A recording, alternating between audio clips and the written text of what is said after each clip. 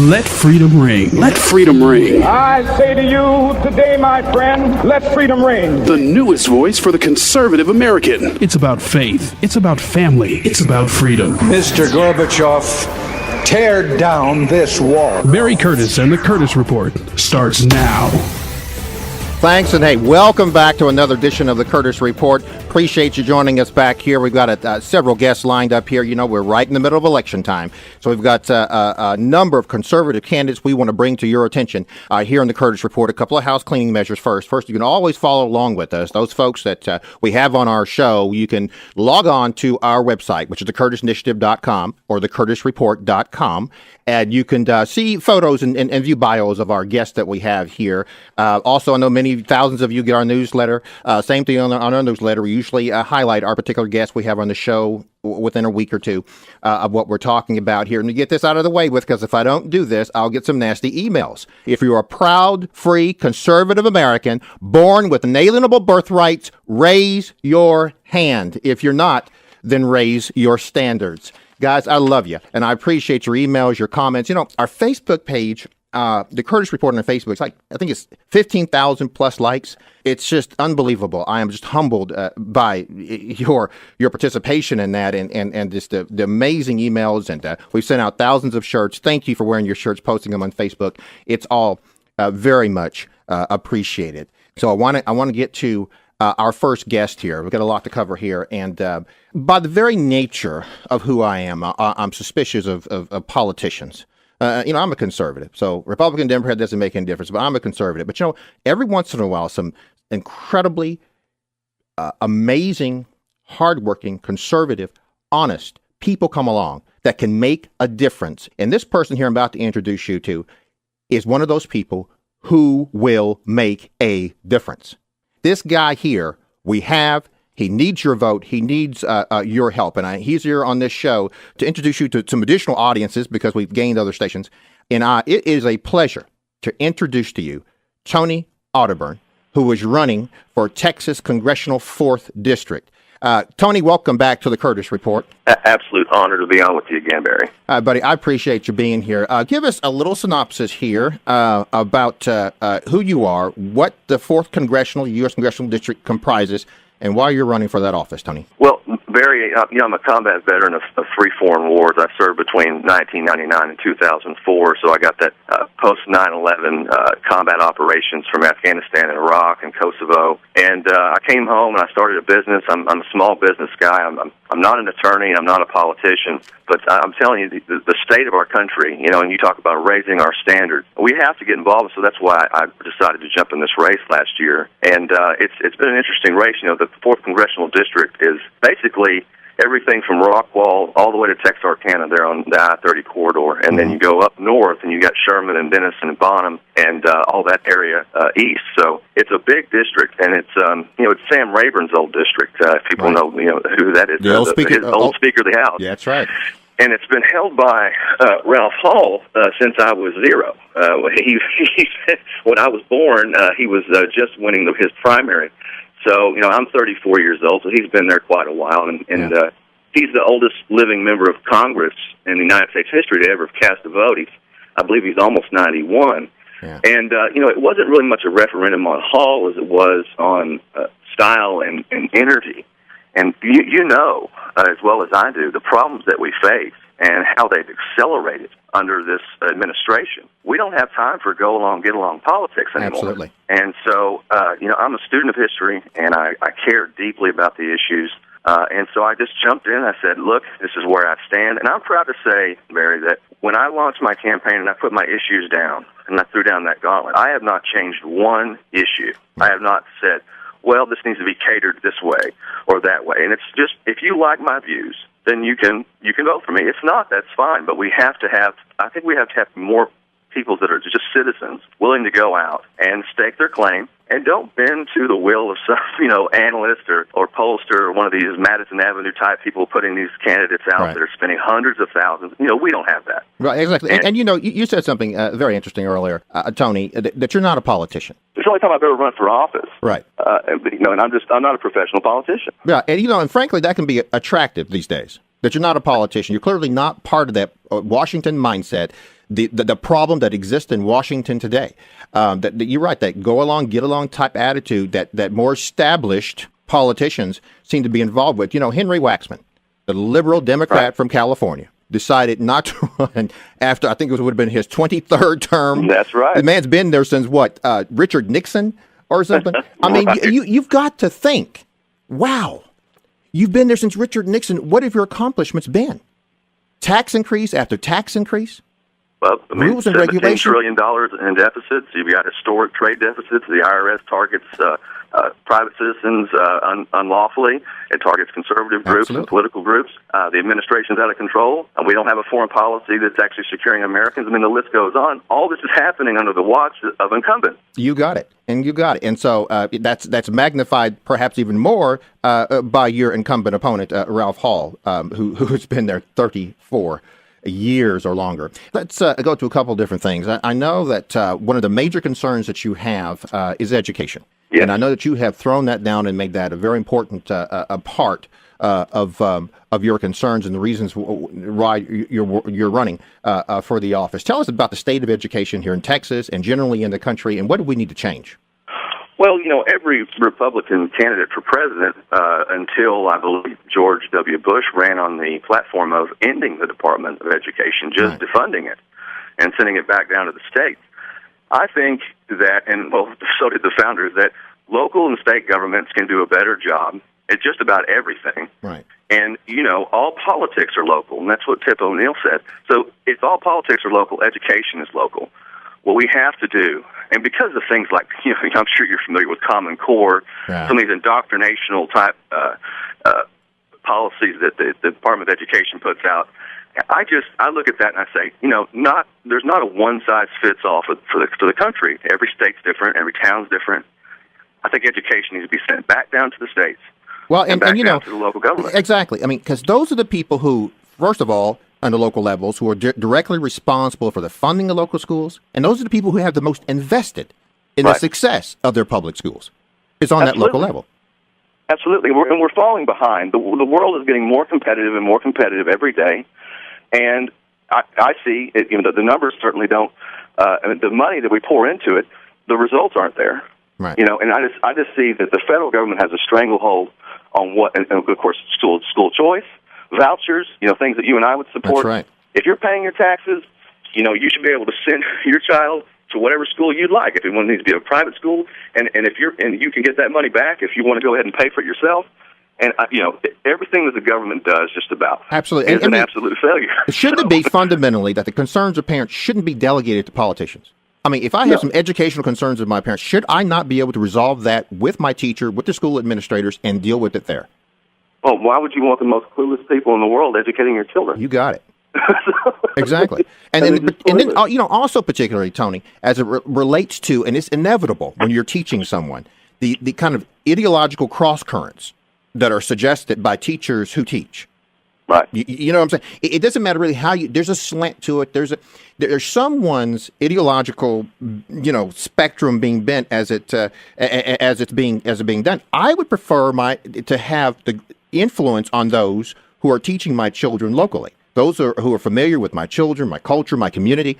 Isn't that what we should be dealing with? Those people here, not somebody in Washington, but here. They're going to bury you in the bureaucracy, and with anything like this, education is a complicated subject, and it needs to be talked about, and it's a community issue. You have to be able to reach out, but a lot of times, what you got now is we've got paragraph problems, and we're getting soundbite solutions, and it's just not enough. Right. So that's why I say let's break up let's break the stranglehold of the federal government's ties to education and just send it back to the states and local government. Should we abolish the Department of Education? I think so. Yeah. And defund it. I mean, it's just get rid of it. I mean, it's obviously not worked, and it's not working. So I mean, Ronald Reagan ran on that. I mean, he couldn't get it done because something that Ronald Reagan wrote in his diary about his memoirs. He said, about congressional Republicans. He said we had rabbits when we needed tigers.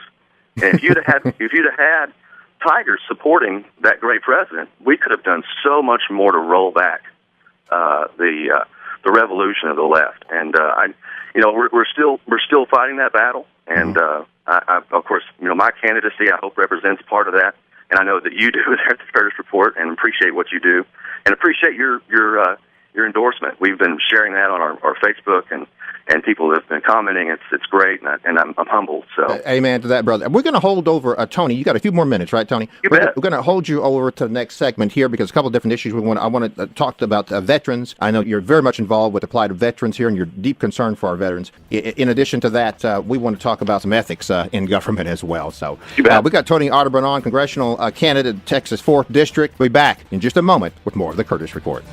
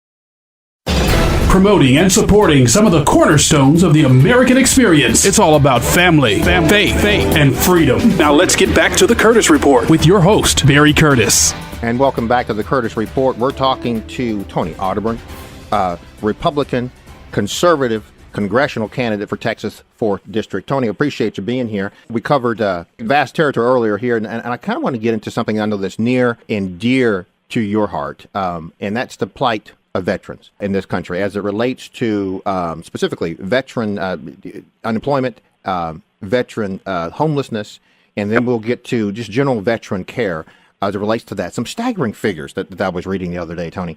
Each year, the military separates between 240 and 360,000 servicemen and women. Right. As we're drawing down these wars.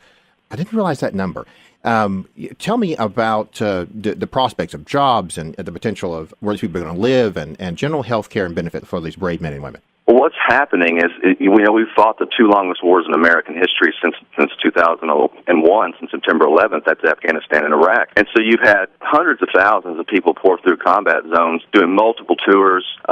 Some people stay till retirement, some don't, some get out. But the thing is, you've got all these veterans now coming home. Mm-hmm. And the stat that are just staggering and they're heartbreaking. I know this is personal to me as a combat veteran. I know some of my brothers and sisters that are very close to me have, taken their own life. They've died early. They can't find work. They either have, post-traumatic stress disorder. Or and that's an interesting point. I'm going to interrupt you, but that suicide rate, 22 veterans a day are taking their own lives. And I'll give you another staggering statistic, Mary, and that's in 2011, there were more active duty, not veterans, active duty military members who took their own life than there were battlefield deaths.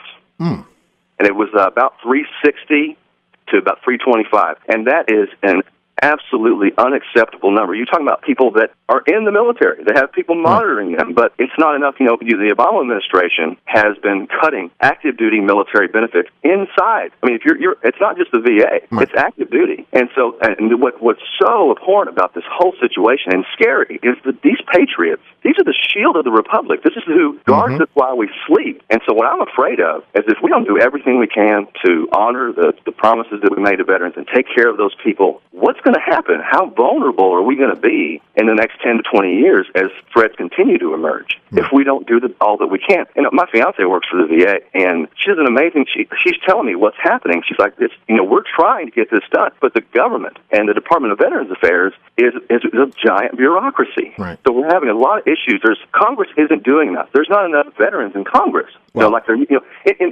in 1975, about 70% of the House of Representatives was a veteran, and that's dropped down to less than 20% now. Mm-hmm. So, I mean, and overall, and I'll tell you, overall, as a nation, fewer people are serving. Fewer people are looking at the military as a career and as an important part of America's social institution. and we're losing our officer corps. I mean, I've read an article in the Wall Street Journal not 6 months ago that was saying, the officer corps is getting back from Iraq and Afghanistan, and they said, we fought all these wars, and we're just done. There was a ranger last week, a sergeant, and he was killed in Afghanistan on his 14th deployment.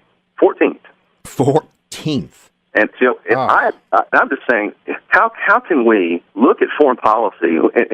Don't you miss the days when the adults were in charge, Barry? Oh, I do. Ronald Reagan. I mean, George Bush. Yeah, absolutely. When we had the adults in charge, I mean, that's absolutely right. So I'm looking at this going, you guys don't know how to run this. And Congress isn't doing enough. Congress is, that's the voice of the people. And we go every 4 years when we elect a president, but you can go every 2 years and you can change your congressman. Right. And he can go to Washington and he can stand up and fight for you. And our founding fathers made it such that Absolutely. the House of Representatives would be more responsive to public input, more responsive. The turnover rate was more because, hey, listen to us. You're only there for 2 years. Listen to us. We know we're going to hold you accountable more often than the Senate. That's the point. And Congress will respond to leadership from the president if the president actually has good ideas and is willing to be, instead of being a polarizing figure, if he's actually willing to lead. But look, he's not doing that, and neither is our leadership. Exactly. They're both letting us down. So we just need more tigers. Let's rabbit. You got it. A couple of different things about the veterans there, specifically on the mental health issues. What should be done, very briefly, on the mental health issues as it relates to that? Well, veterans. First of all, we just have to make sure that if we're fighting and if we're staying in combat zones, that it has to be for a specific purpose and it has to end. If we got to have victory and then we come home, these sustained deployments are what's causing the mental illness because you're under constant stress, your body chemicals change, everything. This modern warfare is something that we've never experienced. The wars of the past where there were battlefield lines drawn, you fought them, you took that ground, you won. The modern wars are the battlefield is all the time, everywhere. You never stop. Right. So, and that's what we got to look at. If we're going to go into these urban areas and conduct modern warfare, we need to win and then come home. You got it. So that's what I advocate. And so you've got programs that can help vets. We need more. I just real quick, what I would do, I wanted to introduce a bill as soon as I got there. We cut off that $25 million a year in foreign aid that we give to the communist Chinese who just put a rover on the moon. Take that $25 million a year and build satellite VA facilities in every major city that we can as fast as we can to deal with just OIF and OEF. Right. The troops coming home, right. And let's just take care. Let's get them through a program, help them readjust to society, and because our society it embraces our veterans, but our veterans, they're having a hard time becoming that normal John Q. Public again after fighting Al Qaeda and the Mujahideen. So I just advocate more programs, more attention paid to this. The American public needs to send more leaders to Washington that are really going to dig in and fight and hold their ground for veterans. You got it. Again, talking to Tony Arterburn, who's a conservative Republican congressional candidate from Texas 4th District. A couple other things, Tony, real quick. Reading online here. We've got the 8 most dangerous border towns in America. 4 of the 8 are Texas cities. Yep. What the heck is going on our southern borders, and why can't we get this fixed? I love that question because I think a lot of it has to do with Democrats get votes and the Chamber of Commerce Republicans get cheap labor. You got it. Conservatives are stuck in the middle. So what we've got to do is we've got to advocate not just a fence on the border, but we need to look at our old obligations that we have. Because I'm not about new spending, Barry. I just say, let's look at South Korea. That war's 60 years old. South Korea's got a GDP of about $1.2 trillion a year. North Korea has a $40 billion GDP. There's a little bit of a disparity there. I would phase out our 40,000 troops on the South Korean border, and I'd guard the southern border of the United States. That doesn't have to be on to put a troop every 3 feet. You just use technology, and you have, you bring those troops home, you bring them, they build bases there. That's so important because we're going to lose what it means to be American. We're going to lose our security. George Bush said 1 in 12 illegal aliens crossing the border was a criminal. 1 in 12. Wow. So that means if there's 12 million, which is a conservative estimate, that's very conservative. If there's 12 million illegal aliens living in the United States, that's 1 million criminals playing on the American people. So that's a national security issue. Absolutely. Okay. Okay, so I just advocate putting troops on the border, looking at these commitments we have around the world. Stop guarding the borders of other countries. Let's guard our own. Amen. Tony, we have, I want to move to just general ethics in government and what we can expect from our politicians. So much is happening in that area there. We've got here in Texas a Democratic gubernatorial candidate, Wendy Davis, who her only claim to fame is the loss, of her pro-abortion bill. Is her only claim to fame. Other than that, she's got a very unremarkable legislative accomplishment. But that aside, she can't seem to get her personal story right. She can't seem to get when she was divorced, who paid off her student loans, how long she lived in a trailer park, why it was important to tell her she lived in a trailer park. She can't seem to get any of this straight. What happened before she left her husband and her child and abandoned them. She can't seem to get this stuff straight. Tell us in general, we got a minute or so left, what's going on with ethics in government and what we can expect from you. Well, as far as I'm concerned, pretty much my life is an open book. I've put everything out online that I stand for, what my faults are. I'm not a perfect person. I wasn't born in Bethlehem. But as far as ethics are concerned, I'm pro-life to the hilt. I'm never going to waver on that, and I believe that this is a Christian nation, and that we, as a warrior, I want to protect the most vulnerable among us. That's what warriors do, and so that's the innocent unborn. I believe in traditional marriage, and I think that I don't want that Supreme Court deciding those issues. I want that back down to the state level. And you can vote with your feet. If Massachusetts had gay marriage, you can move to Texas. And people are doing that. Wendy Davis just represents it's the left's agenda. They're building a candidate out of her, and it's Madison Avenue. It's the marketing firms, and she's a problem. And we need to take her on and defeat her ideas. Tell us, Tony Arterburn, because we're running out of time. Guys, we could talk all day here, man. I know you're going to be back on the show here, and we support. Tell us how we can contact you when the primaries are. We started early voting already, but tell us when the primary election is and how we can contact you. Well, you can contact me at arterburnforcongress.com, and you can follow me on Twitter at Tony Arterburn. The election is March 4th, and we've got early voting started today. So I love your vote. If anybody out there wants to contact me, please do, and I will serve with honor and dignity. Tony Arterburn, Texas 4th Congressional District. You're an honorable man, a patriot. Be safe out there, and we'll be checking in with you. Thank you, Barry. I appreciate you having me. Okay. We'll be back in just a moment with the Curtis Report.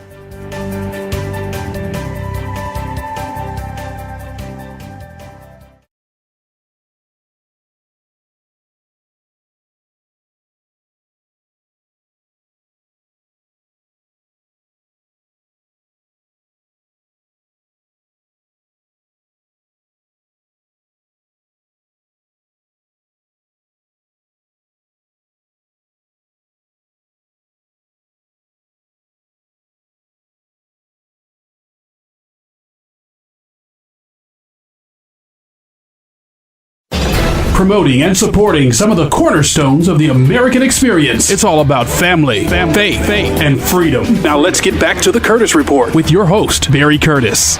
And welcome back to the Curtis Report. Appreciate you being here. Keep in mind, all of our guests we have on the show, feel free to jump on our website, which is curtisinitiative.com or www.thecurtisreport.com. I sound so old-fashioned saying that. My daughter always says, Dad, you don't say www. anymore. Well, but I do. So www.thecurtisreport.com. You can see a photo and a bio of all of our guests, all those people that we may endorse, all of those stories that we're running. You can also find that on our website at thecurtisinitiative.com. Here in the Curtis Report, we talk about family, faith, and freedom. And you folks know out there, you thousands of folks know, first of all, thank you folks. The 15,000 plus or so who like the Facebook page, y'all are just wonderful people who wear the t-shirts. We love you. You all know, knowing me for as long as you have, listening to the Curtis Report, being involved with the Curtis Initiative, that I don't just endorse anybody. I respect you and honor your support to me enough not to get any candidate in front of you who is not worthy of your vote or even hearing their story. It is a pleasure today to introduce to you today Christina Fox. And Christina, welcome to the Curtis Report. Thank you so much, Mr. Curtis. I appreciate you having me on. This is absolutely an honor. Well, I appreciate you being here. We've got through the internet and through syndication, we've got a nationwide audience somewhat. So tell us about the position you're running for, which is the Justice of the Peace for Tarrant County, number 3. Tell us where Tarrant County is located and who you are and why you're running for that office. Well, thank you so much. Well, first of all, Tarrant County in Texas is specifically the area that I'm running in Tarrant County is the Northeast Tarrant County area. So it's really your mid-cities area along with the surrounding cities. And this area is the area that I grew up in, and so I absolutely love the community. I'm happy to be a part of it again after serving in the military and going to the United States Air Force Academy. I'm happy to come back home and run into high school friends from LD Bell, as well as to just be able to serve this community through my law practice in Colleyville. So it's an awesome opportunity. Well, that is fantastic. Now, Justice of the Peace here in Tarrant County, it's a very unique position. It's the basic court level system. I mean, it's the what they call the lowest court level system. It's the most, I think, in my opinion, can be the most powerful and influential because it's the most closest to the people. I mean, explain to us what that position is. I agree. It is a very important position because this is where most people come who can't afford to hire an attorney, or where it doesn't make sense to hire an attorney to pursue a claim. This is where they come to get justice. Yeah. And basically what happens in this court is this particular judge that presides over cases is in charge of hearing cases that are civil and that have this, amount in controversy of $10,000 or less. And so that's the majority of what that court does. And this is such an interesting thing here because Texas, there's other states that have this too, but Texas is somewhat unique in this because I believe that justice of the peace there, because you can use, it's not so much about textbook legality, and of course you have to follow law, but I mean, you can use your good common sense and reasoning and make decisions. That is correct. And the good thing about it is that also the law still applies in that court. And so you have an opportunity to have a standard applied to your case along with common sense. So you don't have to worry about being trained up in legalese or understanding procedure and evidence. You just come in and you present your case. And that's a relief to the people. I mean, that's a basic common sense. It's a relief to those individuals who come in there who may have never come in contact with the court system or criminal justice system, or these are civil stuff, but that never come in contact with any type of a court system. It can be scary when you get a fine for something.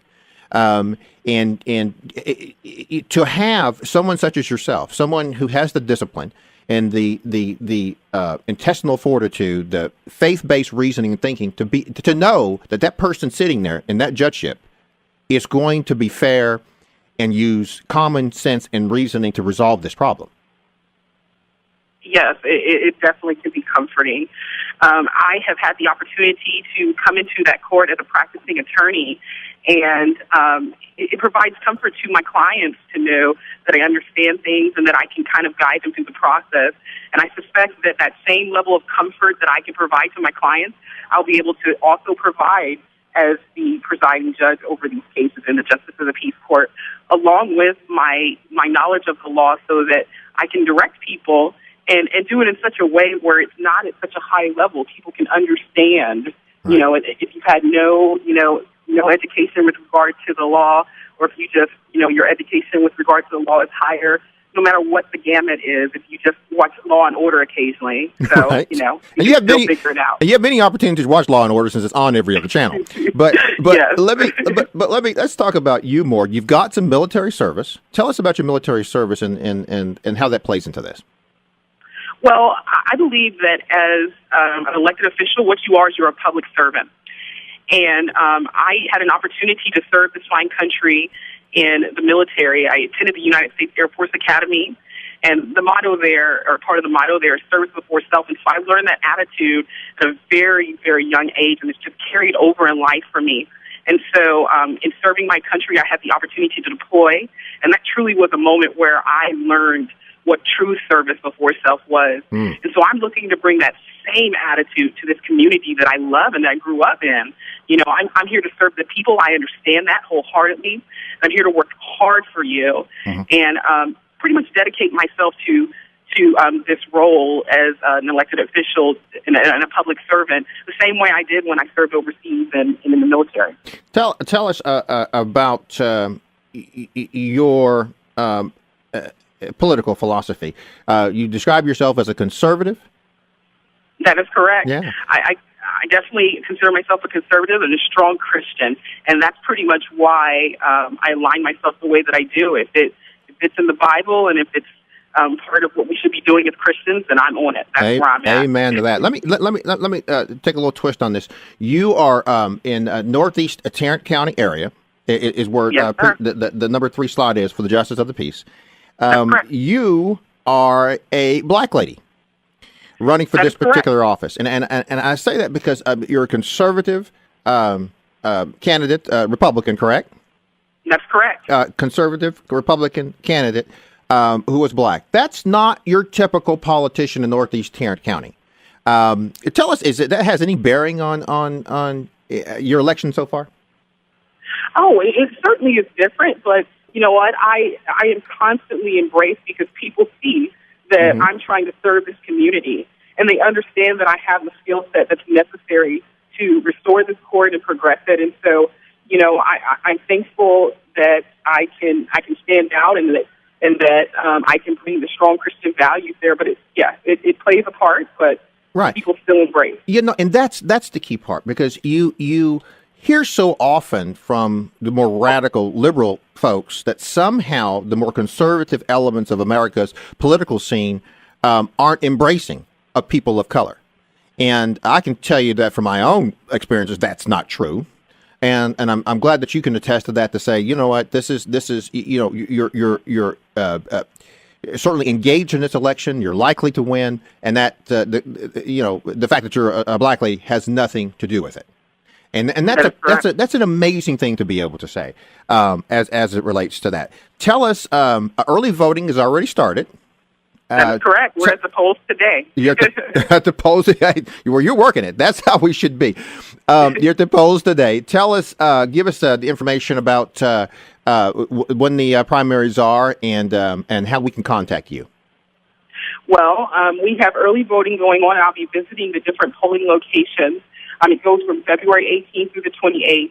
In addition to that, we have Election Day on March the 4th. And so I'd love to see everybody out there checking the box for Fox, because I can't get to this position alone. I need your support. I'm qualified, but I certainly need your support and I need your vote, so I appreciate that. And if anybody has any questions about me or any questions for me, you can certainly log on to my website at www.checktheboxforfox.com. And you can also call me on my cell phone, which is on my website. I love to speak to people. There's never a time that I'm not available for you, because I consider myself a public servant. So I would love that opportunity. Amen to that. Check the box for Fox. I like that, Christina. Check the box for Fox. Thank you. I'm digging that. And what we would do is we'll also post your information on the Curtis Report website as well. I know we've had some stuff up before. We're going to redo that. We've got our newsletter coming out today. That'll be going to thousands of people, so we'll throw that on there too. And hey, I'd love to chit-chat with you again before the election, Christina. Just talk to us, give us an update, let us know how things are going for this election too. So we want to talk to you again. Christina Fox, running for Justice of the Peace in Tarrant County here in Texas. Christina Fox, we appreciate you being on the Curtis Report. Oh, thank you so much, sir, and I look forward to serving you guys as the next Justice of the Peace. Yeah, amen to that, sister. Thank you very much. Christina Fox, Tarrant County, Northeast Tarrant County area, Justice of the Peace. Christina Fox. We're going to be back here in just a few minutes with more of the Curtis Report, where we talk about family, faith, and freedom in just a moment.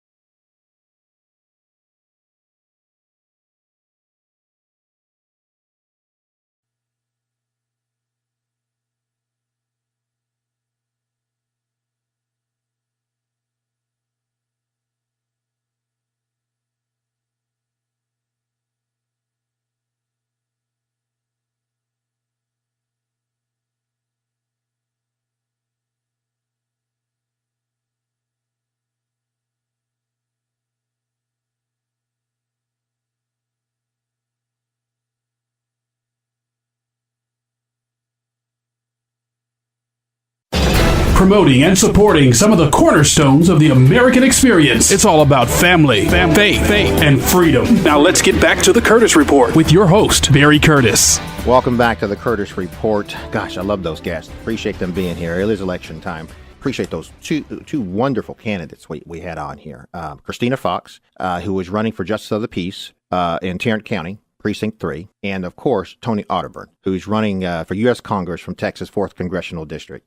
Amazing veteran, an honorable man. We strongly endorse both of them for the offices that they are seeking. Again, you can log on to our website at thecurtisinitiative.com or thecurtisreport.com, and you can see a little photo and bio of all the guests we've had on the show, even upcoming guests that will be on the show will be all right there on the site. Again, that's thecurtisinitiative.com or thecurtisreport.com. Some of those upcoming guests include Brenda Leonard, who is a conservative Republican black female running for the U.S. Senate from the state of Tennessee. As always, our good friend, Dr. Alan Sachs, the good doctor, is going to be on the shows coming up, and he's a political science professor, University of Texas at Austin. We'll be talking all things politics with him. Scott Harrell will be joining us here in future weeks. He's a professor of theology at Dallas Theological Seminary. And wow, each time he's on the show, we have some just incredible response. I know one of the most popular shows we've ever did was a show that we did the whole hour with Dr. Scott Harrell, and we talked about, does God exist? Amazing show. And each time we play that show, remarkable response. And I know you all love him on our Facebook page. By the way, go to the Curtis Report, like us on Facebook. I think it's up to 15,000 plus now on Facebook. Always appreciate you guys and the Facebook social structure there. It's always fun to be a part of that. Couple of things here that I want to talk about. And, it's just, politics is one thing. And the sad part about it is we, as Americans, have come to expect from our politicians, as far as the day-to-day operations of our politicians, our expectations are low. I mean, let's face it, they're low. I mean, if you look at some of the polls, I think there was an ABC News Time poll that U.S. Congress was polled at like 8% approval rating. 8% approval rating. The President of the United States is polling 39-40%. Richard Nixon, at the height of Watergate in 1974, was polling at 41%. But we got a president sitting here in office that's polling 39-40% consistently in there. And what they are, there are issues of trust. There are issues of honesty. That cuts to the core of these pollings. We just basically don't trust our politicians we send to Washington. I mean, that's what these polls are telling us. We don't trust politicians. There's just something about them. But, the deal of the matter is, as politicians, come and go, they're going to flip-flop on issues. How many times have you heard somebody say, I was for something before I was against it? I was against it before I was for it. Those kind of misnomers here in our private life mean zero. I mean, in your private life, if you were to walk up and tell somebody, yeah, well, darling, I was against that before I was for it, they look at you like, what are you talking about? But we've come to expect, this is what we somehow, we as Americans have falsely come to accept. This is acceptable from Washington, that this behavior is acceptable, that continue to tax and spend and raise the debt ceiling limit is acceptable, to continue to agree on a continuing resolution that we're going to raise the debt ceiling limit because we continue to spend money we do not have is insane. But this is all part of that Washington, mainly that Washington mindset mentality that suggests that basically they can do anything they want, that they're not accountable to people. There are a couple of political candidates here in Texas that are absolutely unbelievable. And I mean unbelievably bad. Unbelievably horrific bad. And there's two people we can talk about today. One of them is the Democratic gubernatorial candidate, Wendy Davis. She's the Democratic opponent running for governor here in Texas. She's a Democrat. The other person we're going to talk about is Stephanie Carter. She is a Republican. She calls herself a conservative Republican, running for the State House 102. Both of these are atrocious. Both of these people are an embarrassment. Let's get to Stephanie Carter first. First of all, she's up for election in the State House 102, State House District 102. She initially was not going to run for State House District 102. She was going to run for Railroad Commissioner. So she set out to run for Railroad Commissioner. Then a couple of months ago, she changed her mind and said, no, forget about that. I'm going to run back for my seat, 102nd State House District. I think there's some issues going on, maybe some conflict of interest. I'm not sure what's happening there. Dallas Morning News got some stuff coming out about that. But Stephanie Carter, on her personal life, can't seem to get stuff right. She can't seem to get stuff in order here. And she made a comment, and she alluded to some things in the last Republican debate for her seat. They had a Republican debate a few weeks ago where all the Republican candidates were there vying for that seat, 102nd State House here in Texas. One of the candidates that's opposing her is by the name of Sam Brown. Sam Brown's an extraordinary individual. He is a Iraq and Afghanistan veteran. The last tour he did in Afghanistan, he was horribly burned by roadside bombs. He's an American hero. He still bears the scars of that all over his body, 35% of his body. Sam Brown, an American hero, an amazing individual, burned horribly. He's running against her for this seat, and he's nipping at her heels. He's coming after her, and she knows that. She's scared. During that debate, here's what she did. She compared the service of Sam Brown to a car accident that she had a few days before. Well, let me hold on. Let me get to it. A car accident, and she described this car accident as being life altering. She said, and I quote, that event made her rethink her purpose in life. You know, what is she doing on a day-to-day basis? What does she really want to do with her life? She said it was life-threatening, altering event that happened there. Really? Interesting.